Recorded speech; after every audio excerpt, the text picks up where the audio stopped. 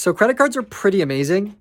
And I would say if you're getting into entrepreneurship, or you haven't, or want to get into entrepreneurship, or already in entrepreneurship, then you need to get a credit card if you haven't already gotten one. Okay, that's like your first step in my perspective, because it's the easiest way to get access to money without needing to ask anybody. You know what I'm trying to say? Without going to a bunch of paperwork. Like a credit card needs some paperwork, but they're pretty much easy if you're a citizen, right? Even like a student too, you can get a credit card. So you get the credit card and you basically kind of just use it as a way to pay your bills instead of your cash, and then use your cash to pay off your credit card. Okay, I'm not going to explain why, but ultimately it's way better to do that. There'll be other videos on why, but trust me, it's way better to do that. Now you get access to the credit too. You get access to 1, 2,000, 4,000, 5,000, 10,000. Money that you don't have, or you might get in 3 months after, or sorry, in 3 weeks after you get paid. You know, money that you might need, you know, for maybe 5 days because there's a winter storm and, you know, transfers are not going through. And on Tuesday, you need to pay that bill. You know what I'm trying to say? And you don't have the cash, you can use the credit. And then once you get the money back, use that cash to pay off the credit.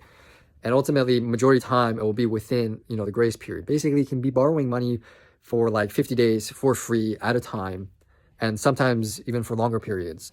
Now, you want that money because it will help ultimately grow your venture, okay? You're going to need money to scale, okay? You're going to need money to scale, so it's always good to have backup money that you'll always pay back, okay? So basically, you're going to use this as backup money or as bridge money. And by doing this, you reduce any failures of not having payment ready, okay?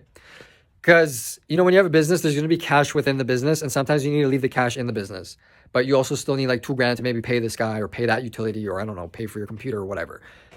So you need to get the credit. Now, the next thing you want to do is get more credit, okay? You want to get more credit because the amount of credit you're going to get in the beginning is not going to be that much, okay?